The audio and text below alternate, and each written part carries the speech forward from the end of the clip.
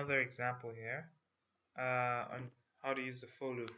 Okay, so now I have a sentence here. This is a sentence containing random words like these words.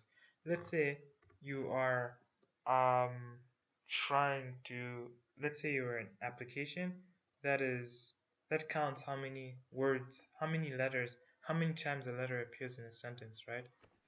For whatever purpose, right? I'm sure maybe let's say you're a search engine and someone searches for let's say you're uh, PDF, Adobe PDF.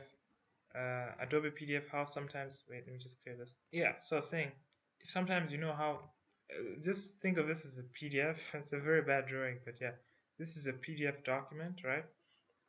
Now, let's say you want to search how many times you're looking for a particular part of, let's say this is a book, right? This is a PDF book, right? And you want to find how many times there's, not how many times, but you want to find, let's say, a specific part of the book, like, um, let's say this is a book about business management or something, and you want to find the part that talks about leadership, right? So on your computer, you do Control F, or you press the find button, and then the search box appears, and then you type the name of the letter. You just say leadership, right? Leadership, right? And then when you press enter, what it does is that it shows you all the results, right? So to show you that, hey, this word leadership appears, 500 times in this document, 500 times, and then you have like, this is 1 out of 500, right? So let's say now you're trying to do the same thing in Python, right? So you've been presented with a sentence, and you want to find how many times does this sentence, does um, the letter S, for example, appear in this sentence, right? How many times do we find the letter S, right? So that you can be able to return a result that shows the reader that, hey, this document has over 500 things that match your search, right? So what do you do? Ideally, if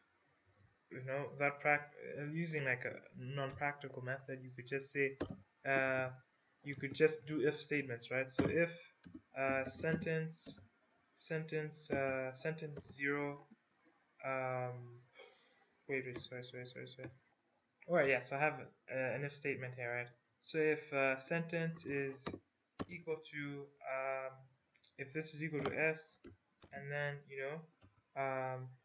we can't, oh, we have a counter here, right? So we're gonna put a variable, call it counter is equal to 0. So whenever this will appear, if s will appear in this, we're going to add +1, right? So we say counter is equal to counter +1, whatever's here before, right? And then ideally, not ideally, but you would have to then do this for every single every single letter here, right? What if it's a different book, right? Or what if the book has, let's say it's a short book, let's say the book has like 50,000 characters, or what if the book has 10,000 characters? How will you know when to stop, right? Will you have to write this for every character? So this is where you use a for loop, right? What you do, right, is you're still gonna keep this counter. You're going to set a variable, call it the counter, which is equal to 0, right? And then you say, hey, you told the computer, hey, for, right, x, this x now is going to mean, let me use I, since I used I in the previous example, otherwise this is going to be confusing. For x, for I, right, meaning every single item in this list, every single item in this list, for every single item in this list, right, in sentence, right, for every single item, right, every single thing in this sentence thing, I want you to check if, right, if I, right, is equal to s, right, always remember strings have to have quotation marks, right? If I is equal to s, right, then counter will equal to whatever counter is before plus 1, right? So I hope this makes sense so far. But yeah, right? And then after you do that, when you're done with that, basically print out print out print out counter. So let's see what we get from there. Just run that. 6. So 1, let me just see if that's true. 2, 3, 4, 5, 6. Yeah. So yeah, basically that works. So let me just do a brief explanation of how this is working, right? So we've declared a string of characters, right? And then we've also declared a number here, right? 0, right? Now we've told the computer that, hey, for I, meaning for every single, since this is a string, if this was a list of different items, of like, let's say, of a list of strings, right? It would only consider the individual string as a whole. So if this, let's say, was the word like do from the previous example, to, let's say, at, right? The computer will only consider the individual, characters here. This is one thing, this is one thing. You do not consider this, right? But since this is in just one quotation mark, the computer is now considering each and every single character here, right?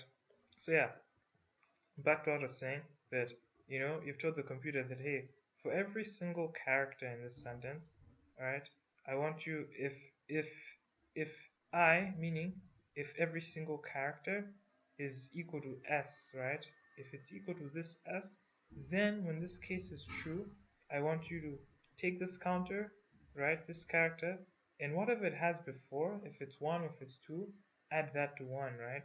So that's what it's basically done, right?